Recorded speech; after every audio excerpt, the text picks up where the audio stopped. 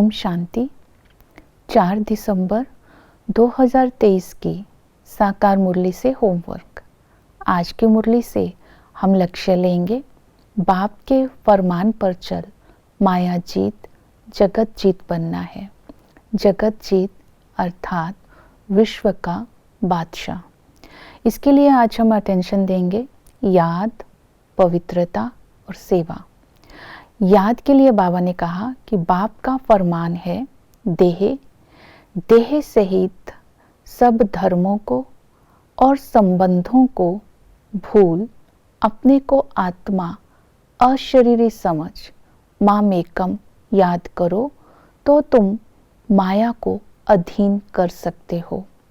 तो आज हम अटेंशन देंगे जो भी विस्तार है उसको समेटने का, जैसे कि देह का धर्म, मैं फलाना हूँ, मैं फलाने धर्म का हूँ।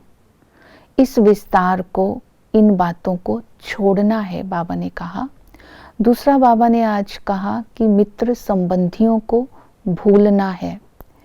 तीसरा बताया अनेक मतों को भी छोड़ना है, एक मेरी मत पर ही चलना है। और इस तरह व्यर्थ की बातों को सोचना नहीं है। व्यर्थ सोचने से समय और खुशी गायब हो जाती है। इन सभी बातों के विस्तार को समेटकर, सार स्थिति में स्थित होकर अपने को आत्मा समझ बाबा की याद में रहना है कि मैं आत्मा शांत हूँ। शिव बाबा की याद से पापों से मुक्त हो, माया जीत बन एक रस स्थिति के द्वारा तन मन की संतुष्टता का अनुभव कर रही हूँ। दूसरा याद के लिए बताया संबंधों से याद। पिता के संबंध से बाबा हमें विश्व की बादशाही देते हैं। टीचर बनकर के राजयोग सिखा करके स्वर्ग की राजाई का अधिकारी बनाते हैं। सृष्टि के आदि मध्य अंत का ज्ञान देकर त्रिकालदर्शी बनाते हैं। और सतगुरु बनकर के मन मना भव का मंत्र दे करके माया जीत जगत जीत बनाते हैं। और इसी तरह आज पवित्रता के ऊपर भी बाबा ने अटेंशन दिलवाया कि घर गृहस्थ में रहते हुए कमल फूल समान पवित्र बनो। बाबा ने आज कहा कमल का परिवार कीचड़ में रहता है, तो आज कमल की विशेषताओं को अटेंशन में रखते हुए पवित्रता की धारणा करनी है। कमल का परिवार कीचड़ में रहता है अर्थात मित्र संबंधियों के साथ रहना है, लेकिन कमल का फूल ऊपर रहता है अर्थात अपने को न्यारा रखना है। और कमल के फूल के ऊपर कीचड़ का प्रभाव नहीं होता है अर्थात अपने ऊपर विकारों का प्रभाव नहीं आने देना है।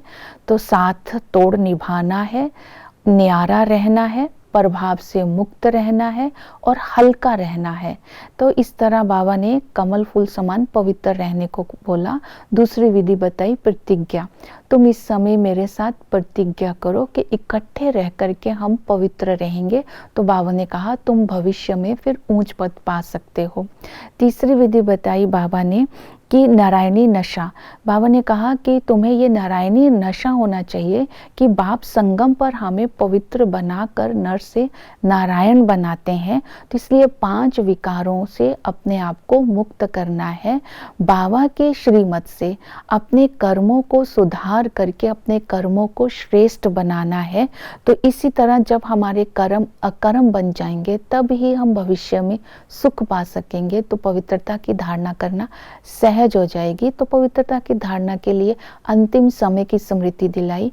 जब अंतिम समय आता है तो जब बाबा ने कहा तुम मरने पर होते हैं, तो बाबा आकर के तुम्हारा कीचड़ पट्टी ले लेता है और तुम्हें 21 जन्मों के लिए माला माल बना देता है। तो इसलिए बाप पर बलिहार जाना है। जब समय की स्मृति होगी, प्राप्ति की स्मृति होगी, तो बलिहार जाना सहज होगा और पवित्रता की धारणा भी सहज हो जाती है।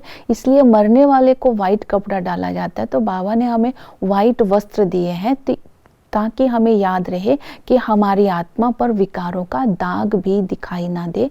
हमें संपूर्ण पवित्र बनना है, इसलिए ज्ञान का चिंतन करते रहना है, त्रिकालदर्शी बन करके। आदि में हम ही लक्ष्मी नारायण के राज्य में थे, हम ही सूर्यवंशी थे। मध्य में भक्ति करते करते अव्यभिचारी बन गए, दुखी हो गए, और फिर अंत में बाबा आकर के हमें राजयोग सिखाकर भविष्य की बादशाही देने के लायक बना रहा है। तो सर्विस के लिए बाबा ने कहा कि सर्विस तुम्हें करनी है। ज्ञान योग की जितनी अच्छी धारणा होगी उतनी अच्छी तरह से आप समझा सकेंगे, और किसी को समझाते समय नवज को देख करके समझाना है, असामी को देख करके युक्ति से समझाना है।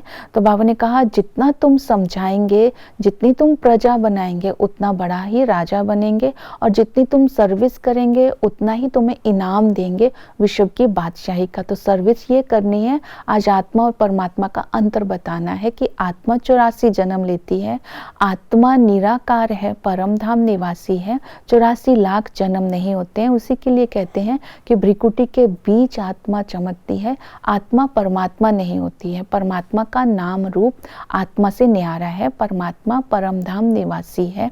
तो इस तरह आज आत्मा परमात्मा का ज्ञान दे करके सर्विस करने का लक्ष्य रखेंगे, और फिर हम माया पर जीत प्राप्त कर माया जीत बन सकते हैं। ओम शांति।